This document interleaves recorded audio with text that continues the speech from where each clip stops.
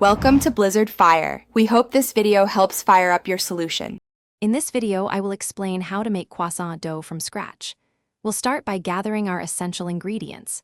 You'll need about 500 grams of all-purpose flour, 250 grams of very cold, high-quality butter, 150 milliliters of cold milk, 50 grams of sugar, 10 grams of active dry yeast, and 5 grams of salt. Precision in measuring is key for that perfect flaky texture and rich flavor. Let's get started. Now, let's create the trempe, which is the base dough. In a large bowl, combine your flour, sugar, yeast, and salt. Gradually pour in the cold milk, mixing until a shaggy dough forms. Then, knead it gently for about 5 to 7 minutes until it becomes smooth and elastic.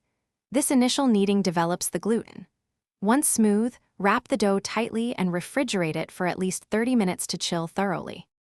The next crucial step is preparing your butter block and performing the first fold. Take your very cold butter and flatten it into a rectangular block, roughly 6 by 8 inches.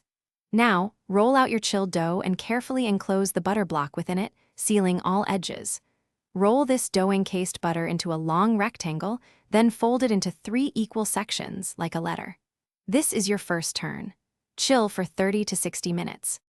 To achieve those signature flaky layers, we'll repeat the rolling and folding process 2 more times.